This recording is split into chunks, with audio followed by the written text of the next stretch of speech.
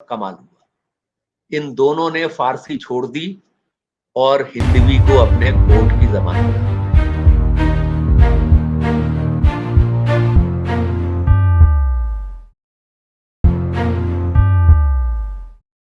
वक्त है ये जिसका मैं जिक्र कर रहा हूं, ये कुछ 10वीं सदी 11वीं सदी के आसपास का वक्त। इस वक्त वस्त एशिया से लोग हिंदुस्तान में आना शुरू करते हैं। गजनवी आते हैं, गौरी आते हैं, उसके बाद गुलाम जो पीरियड है, ममलूक उनका दौर है, उसके बाद खिलजी आते हैं, उसके बाद तुगलक आते हैं, लोदी आते हैं, फिर मुगल आते हैं। ये सब लोग दर्रा खैबर के उधर से आते हैं, दर्रा खैबर के उस तरफ से आते हैं, जी दूसरी तरफ से ये काराकोरम को पार करके आते हैं और ये अपने साथ अपनी जबानें लेके आते हैं। ये जबानें और इनके जो बड़े मरकज हैं वो कुतुबुद्दीन ऐबक के वक्त तक लाहौर और कुतुबुद्दीन ऐबक के बाद दिल्ली। जी, कुतुबुद्दीन ऐबक के वक्त तक दिल्ली बहुत बड़ा मरकज नहीं है। लाहौर, कन्नौज, उज्जैन ये बड़े शहर हैं, दिल्ली कोई बहुत बड़ा शहर नहीं है। ये अल्तमश के वक्त से दिल्ली शहर की शक्ल लेना शुरू करता है। उससे पहले यहाँ पर पृथ्वीराज चौहान रहे हैं, उससे पहले वो अनंगपाल और सूरजपाल वगैरह रहे हैं, लेकिन ये बड़ा शहर नहीं है। अब ये जो लोग आना शुरू करते हैं तो ये दिल्ली के आसपास, दिल्ली के गिरदोनवा में जो जबान बोली जा रही है उसमें ये जबानें जो वो लोग लेके आते हैं, जिसमें तुर्की है, जिसमें पश्तो है, जिसमें फारसी है और बहुत सारी जबानें हैं, बोलियां हैं इलाकाई, वो सब की सब, पख्तून है, पश्तो है वगैरह, ये आके यहाँ मिलना शुरू करते और तब वो जबान पैदा होती है जिसे अमीर खुसरो ने हिंदवी कहा या देहलवी कहा। जी, जी। अब ये जबान कमाल की जबान है। एक पुष्पा गुप्ता है, उनकी पीएचडी है दिल्ली में, जो गुलाम किंग्स थे, ममलूक बादशाह जो थे, सल्तनत का जो वक्त पहला हिस्सा है, शुरुआती दौर है, उसमें दिल्ली में जो संस्कृत की इंस्क्रिप्शंस मिलती हैं उस पर उनका बहुत बहुत इंटरेस्टिंग काम है। वो एक अलग मसला है पूरा, लेकिन एक अलग फील्ड है पूरी की पूरी, लेकिन उसमें एक बहुत इंटरेस्टिंग एक छोटा सा एनेक्डोट मैं आपको सुना। जी, फिरोज तुगलक ने कुतुब मीनार की मुरम्मत करवाई। कुतुब मीनार कुतुबुद्दीन ऐबक ने शुरू किया, अल्तमश ने कंप्लीट किया और ये सब का सब 13वीं सदी के शुरू में हो चुका था। कुतुबुद्दीन फिरोज तुगलक आते हैं 14वीं सदी में, 1351 में वो बरसर इख्तिदार आते हैं मोहम्मद बिन तुगलक के मरने के बाद। वो उनके चचाजाद या तायाजाद भाई है और वो बहुत बड़ा बिल्डर है, बहुत बड़ा मेमार है, बहुत उसने काम करवाया। वो नहरों के इरिगेशन का हिंदुस्तान में मूजिज समझा जाता है। तो फिरोज तुगलक, कुतुब मीनार के ऊपर बिजली गिर चुकी थी, 2 बार बिजली गिरी थी, उसकी जो चौथी मंजिल थी वो बड़ी बुरी तरीके से टूट गई थी। उसकी मुरम्मत उसने कराई। उसमें आप, मुझे पता नहीं आप में से कितने लोगों का कुतुब मीनार जाने का मौका मिला हुआ है। उसमें छोटी छोटी खिड़कियां हैं रोशनी आने के लिए। उसमें से एक खिड़की में एक पत्थर टूट गया था जिसे एक संगतराश ने लगाया, उसको रिप्लेस किया, टूटे हुए पत्थर को हटा के नया पत्थर लगाया गया।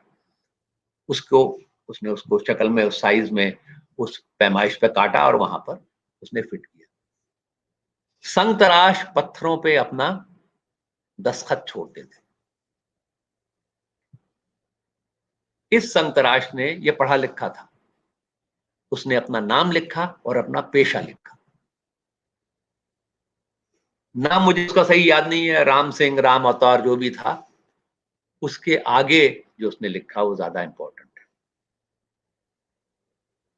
राम सिंह संग तराश। पत्थर काटने वाला 13वीं सदी में अपने आप को संग तराश कह रहा था। तीर, कमान, तराजू, वजन, गिरा, तीशा, ये सारे अल्फाज जो ईरान, तुर्की और उस इलाके की जबानों के थे, ये यहाँ की बोली का हिस्सा बन गए, यहाँ की जबान का हिस्सा बन गए हैं। ये वो जबान है जिसको अमीर खुसरो हिंदवी कहते हैं, या देहलवी कहते हैं, या जबान देहली कहते हैं।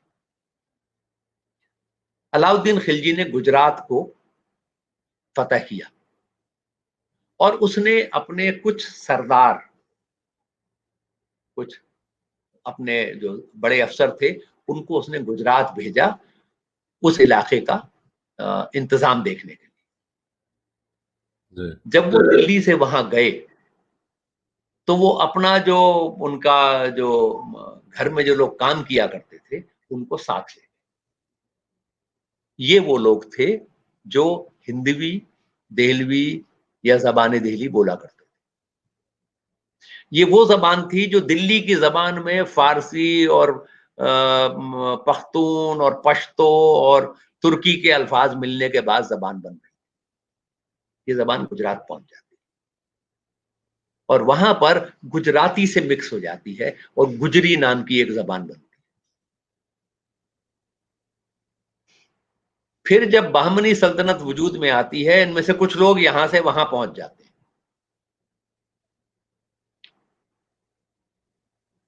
इसी दौरान, इसके कुछ वक्त बाद, मोहम्मद बिन तुगलक अपनी दारुल सल्तनत को दिल्ली से देवगिरी ले जाते हैं, जिसका नाम दौलताबाद रखते हैं। और बड़ा जुल्म किया उन्होंने। सारे शहर की आबादी से कहा था चलो, और जो मना करता था उसको मार दिया जाता। ये आज के हिस्टोरियंस का लिखा हुआ नहीं, उस वक्त के हिस्टोरियंस का लिखा हुआ। लोगों को लेके गए, वहां दारुल हुकूमत बना लिया। दिल्ली पर मंगोलों ने हमला कर दिया, फिर लौट के आना पड़ा। वहां जाने के बाद अंदाजा हुआ कि तो गलत है, दिल्ली ही दारुल सल्तनत होना चाहिए, क्योंकि ये सियासी जो इक़्तिदार है अच्छी जगह पे है। उसका जो मरकज है वो दिल्ली पे ही होना चाहिए, वो दौलताबाद पे नहीं हो सकता। वो तमाम लोग जो यहां से गए थे उन्होंने वापस आने से इनकार कर दिया। उनमें से बहुतों ने। जो जबान दिल्ली की गई थी वो वहां उसने महाराष्ट्र में अपने पैर जमा लिए। बाद में और काफी वक्त गुजरने के बाद जब मंगोलों ने दिल्ली के ऊपर हमला किया, निजामुद्दीन औलिया का और अमीर खुसरो का इंतकाल हो चुका है। निजामुद्दीन औलिया के जो जानशीन थे, नसीरुद्दीन रोशन चिराग दिल्ली, उनका इंतकाल हो गया है। उनके जानशीन ख्वाजा बंदा नवाज गेसुदराज, उन्होंने पेशिन गोई की। उन्होंने कहा कि ये शहर अब रहने के काबिल नहीं है, क्योंकि मेरा पीरो मुर्शिद तो जा चुका, अब इस शहर में क्या बचा है। और वैसे ही ये शहर तबाही के दरवाजे पर खड़ा है, तो उन्होंने दिल्ली से कूच कर दिया और उनके कई सौ मुरीद उनके साथ गए। वो पहले दिल्ली से दौलताबाद गए और फिर दौलताबाद से वो गुलबर्गा गए और गुलबर्गा में उन्होंने सुकूनत इख्तियार की, वहीं उनका इंतकाल हुआ, वहीं उनकी ख्वाजा बंदा नवाज गेसू दराज की दरगाह है। जी। इस तरह हिंदवी अब कर्नाटक में पहुंच गई। जब बहमनी सल्तनत का शिराजा बिखरा तो गोलकुंडा और बीजापुर, ये वो वक्त है जब दिल्ली के ऊपर तैमूर ने हमला कर दिया। उसके तैमूर के हमला, ये गोलकुंडा और ये पांचों बन चुकी हैं, बीदर वगैरह वगैरह। तैमूर ने हमला किया, और जैसे ही तैमूर ने हमला किया तो गोलकुंडा और बीजापुर ने अपने आप को खुद मुख्तार, ये ऐलान कर दिया कि हम खुद मुख्तार हैं और हम दिल्ली हुकूमत के साथ नहीं हैं। और उन्होंने तैमूर को खत लिखा कि हम आपके साथ हैं। इस अमल के साथ साथ एक और कमाल हुआ, इन दोनों ने फारसी छोड़ दी और हिंदवी को अपने कोर्ट की जबान बना दिया। क्योंकि दिल्ली से जो वो होता है ना, वो जो अम्बिलिकल कॉर्ड का जो रिश्ता था, जी, वो फारसी के जरिए था।